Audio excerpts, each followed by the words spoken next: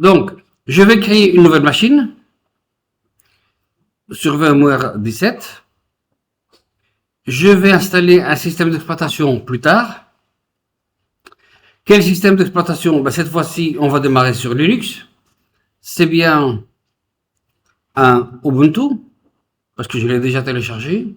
Suivant. Alors, comment elle va s'appeler? On va l'appeler Ubuntu Client. Et où est-ce qu'elle va se mettre? Elle va se mettre comme d'habitude.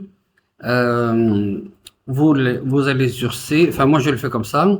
Vous allez dans VM, vous créez un nouveau dossier. Vous l'appelez Linux. On est bien sur Linux. OK.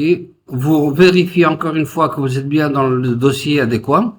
C'est VM Linux. Alors j'en ai vu certains qui mettaient leur machine virtuelle sur leur MyDocument. J'ai pas de problème avec ça. Sauf que le problème va venir un peu plus tard lorsque votre MyDocument est synchronisé avec OneDrive. Et donc, qu'est-ce qui se passe? Il se passe que tant que c'est des fichiers de 2, 3, 4 mégas, 10 mégas, ça passe encore. Mais quand vous avez des VMDK, c'est-à-dire le disque dur de la machine virtuelle à 7 ou 8 gigas, bien OneDrive plante et il vous dit voilà, mais j'arrive pas. Généralement, il l'affiche, mais dans certaines versions de Windows, ici, moi je l'ai désactivé, il vous met juste une petite croix et vous le voyez pas. Et donc vous avez des problèmes de synchronisation. Moi, je vous conseille pas de mettre vos VM sur un disque dur ou une partie du disque dur où il y a OneDrive qui fonctionne.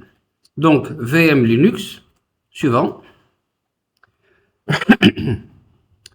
Nombre de processeurs, comme je vous ai dit, allez-y tant qu'il y en a. Ne vous inquiétez pas. Vous voyez ici, j'en ai mis trop. Donc vous mettez 4. Voilà. Et la RAM, alors au début vous mettez 4 Go, vous mettez 8 Go, peu importe. Il faut que l'installation soit rapide. Ensuite, une fois que la machine est installée, vous redescendez en RAM. C'est juste pour gagner du temps à l'installation. Suivant.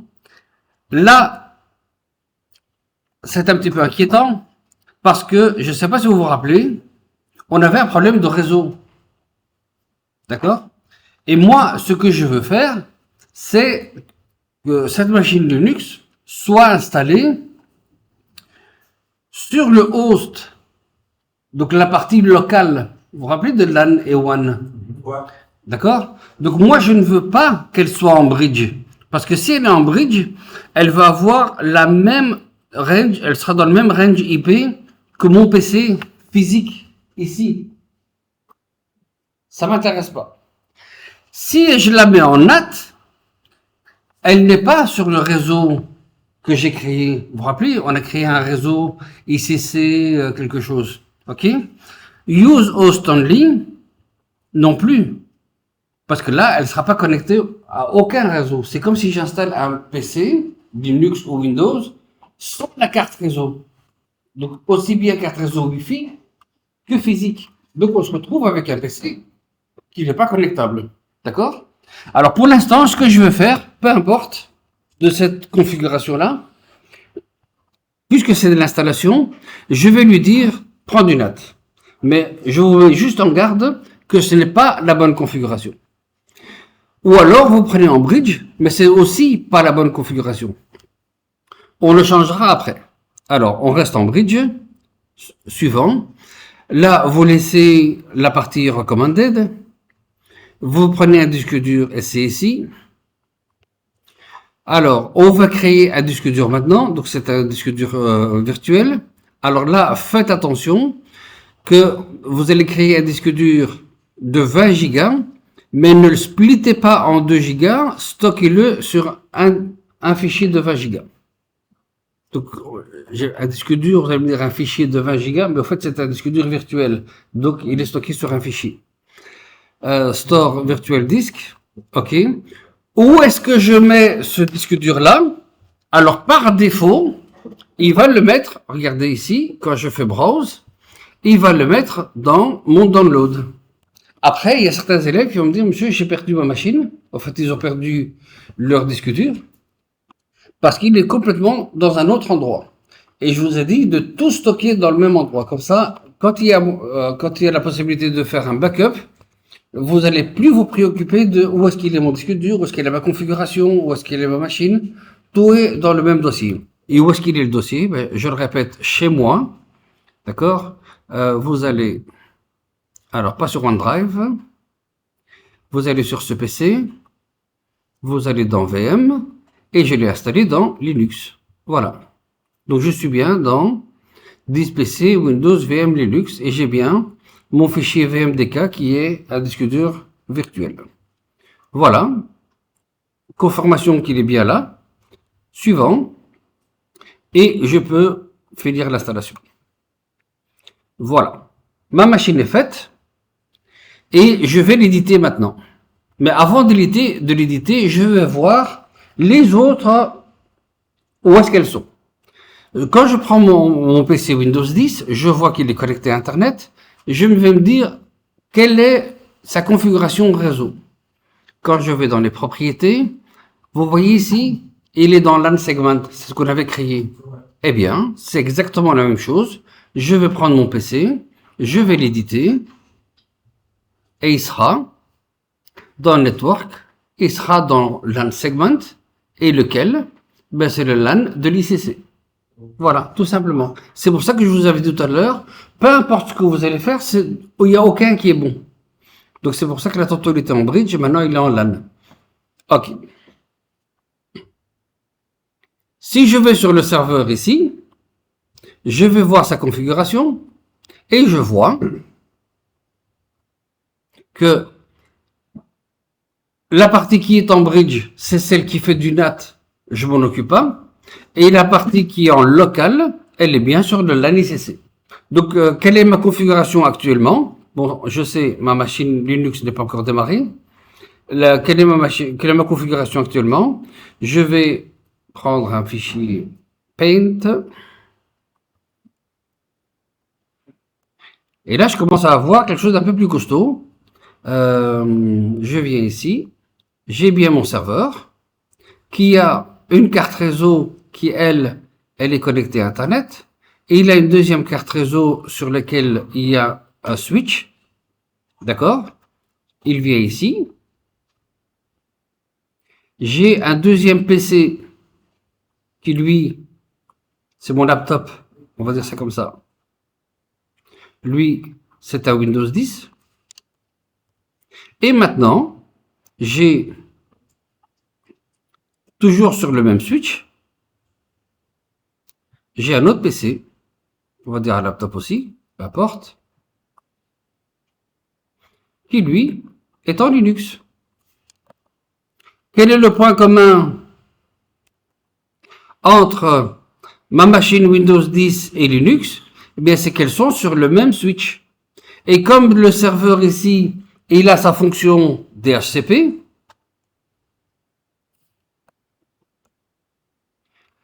quel que soit le client qui vient se connecter à ce réseau, va recevoir une adresse IP. Comme il fait du NAT,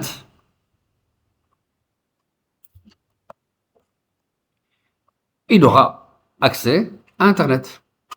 C'est QFD. Je vous dis quelque part, je peux déjà couper l'enregistrement, je n'ai plus rien à faire.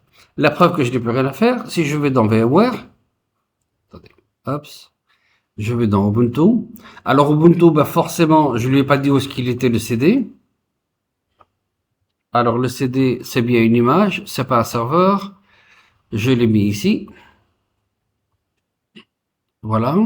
Et Connected Power On. OK. Je vais démarrer ma machine.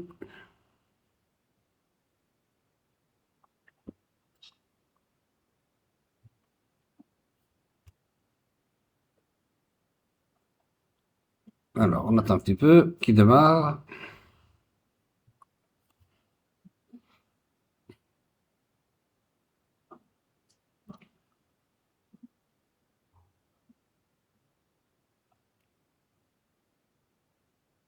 Alors, souvent, il y a des élèves qui me disent, voilà, ma machine est bloquée et ma souris, vous voyez, elle fonctionne pas. Alors, c'est très simple. Il suffit de faire CTRL-ALT et on récupère la souris. Et si on clique dessus, comme on est en mode console, eh bien, on perd la souris. Donc ici, qu'est-ce qu'il dit? Il dit essayer ou installer Ubuntu, démarrer en mode graphique et tester la mémoire. On va l'installer. Voilà. Alors au début c'est petit parce qu'il n'a pas le graphique qu'il faut et mon laptop a un écran 4K, c'est pour ça que la résolution est beaucoup plus basse. Si chez vous vous avez un écran avec une résolution de 720p ou quelque chose comme ça, vous allez voir un écran un peu plus grand. Donc là, je pense pas que ce soit intéressant de faire de continuer l'enregistrement parce que ce sera juste du next, next, next. Et puis, ça dure longtemps. Alors, entre-temps, la machine Windows 10, elle est toujours connectée à Internet. Il ne faut, à ce moment-ci, si vous redémarrez la machine Windows Server, si vous éteignez Windows 10, ça n'a aucun impact sur l'installation. Donc, je reprends ici mon schéma d'installation. Donc, Linux est en train de s'installer. Si j'éteins la machine Windows 10, ça change rien. C'est dans la vie d'une entreprise. Des PC qui démarrent, qui ne sont pas là, qui sont partis. Par contre, comme nous ici, on est dans un environnement scolaire, le fait d'allumer et d'éteindre un Windows Server, je vais mettre ici Windows Server.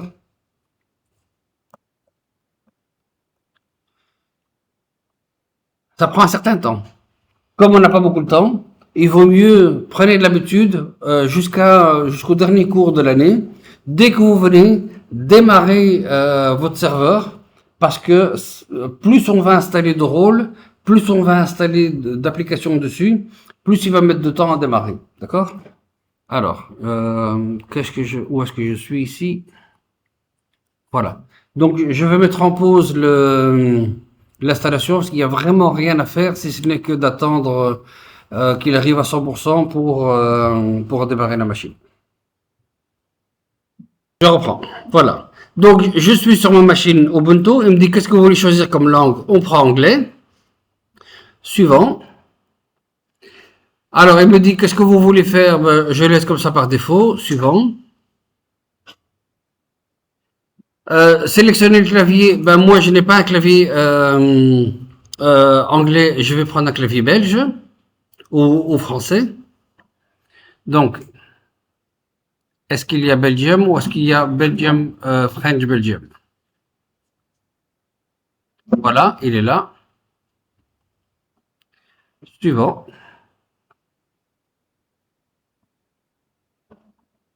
Donc normalement, je n'ai rien à faire pour la configuration IP. Use wired connection, parce qu'il pense que c'est une connexion filaire, puisque c'est une machine virtuelle. Suivant. Alors, try Ubuntu ou installe Ubuntu. J'installe Ubuntu, ça devrait aller vite. Alors, installation automatique. Pour l'instant, on ne se préoccupe pas de ce qu'il y a installé.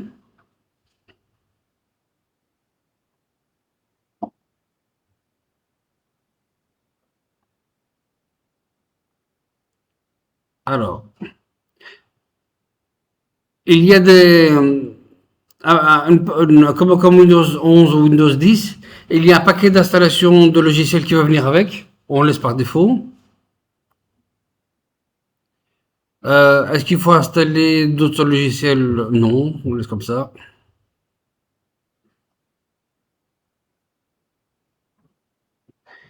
Allez, Coco. Voilà. Est-ce qu'il faut effacer le disque? Bien sûr, parce que de toute façon, on n'a rien.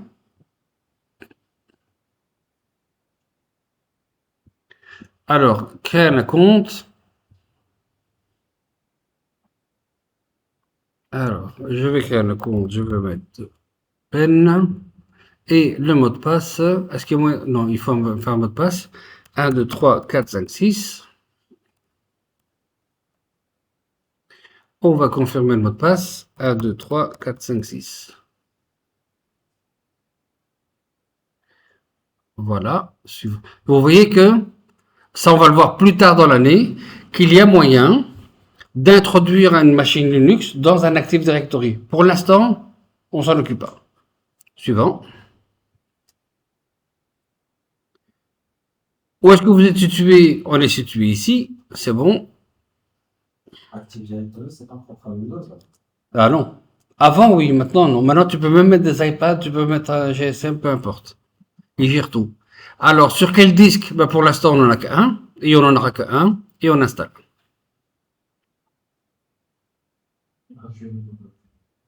Alors, je continue l'installation, je vous laisse travailler, et je reprends, je fais pause. Voilà, donc, l'installation s'est faite, et il a simplement redémarré. Je me connecte avec mon compte et le mot de passe 1, 2, 3, 4, 5, 6. On n'a besoin de rien d'autre pour l'instant.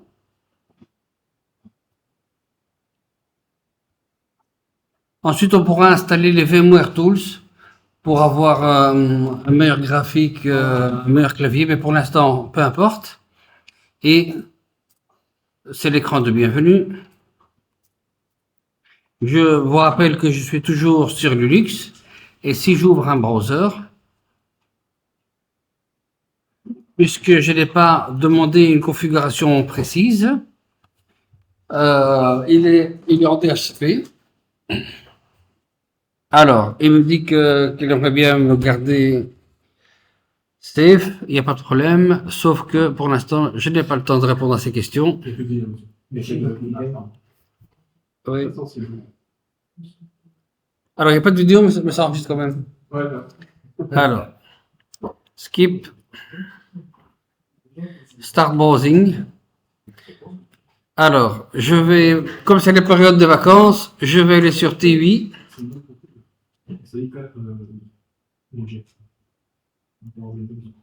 Voilà. Donc, j'ai bien un PC Linux sur lequel je peux partir en vacances grâce à TUI, qui est connecté Linux, qui est connecté sur mon LAN ICC. L'adresse IP a été attribuée par un serveur Windows et qui va, grâce au NAT, aller réserver mon séjour pendant les 15 jours de Noël, comme ça. Alors, pour l'instant, il est en DHCP, d'accord? Donc, il n'y a aucune raison qu'il ne reçoive pas une adresse IP. La preuve, Ubuntu Client, Settings, il est bien dans le LAN segment ICC, donc il est dans le LAN ICC. Et si j'ouvre une fenêtre qui est l'équivalent, pardon, si j'ouvre une fenêtre qui est l'équivalent du DOS, c'est-à-dire ici une commande prompt, je tape non pas ipconfig en Linux, c'est ifconfig, et on va voir normalement que le serveur DHCP, c'est bien, j'ai oublié mon adresse IP, c'est bien le 192.168.75.1, et la default gateway, c'est aussi le 1. D'accord? Il n'utilise pas le ADDS puisque c'est juste un client de connexion. Alors, pendant que j'installe, je vais mettre en pause.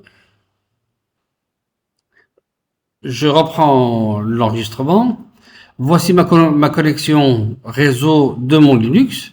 Je suis bien en 192.168.75.51. Où est-ce que je peux prouver que je suis bien en 51? Bah, c'est la personne qui m'a donné la C51 qui est la plus compétente, c'est-à-dire le serveur DHCP. Si je vais dans mon serveur DHCP, aidez-moi, où est-ce que je peux trouver la C51? Comment je peux le voir? Je vais dans Tools, je vais dans DHCP, puisque c'est lui qui distribue l'adresse. Une fois que je vais dans DHCP, est-ce que c'est bien Scope? C'est quoi le scope?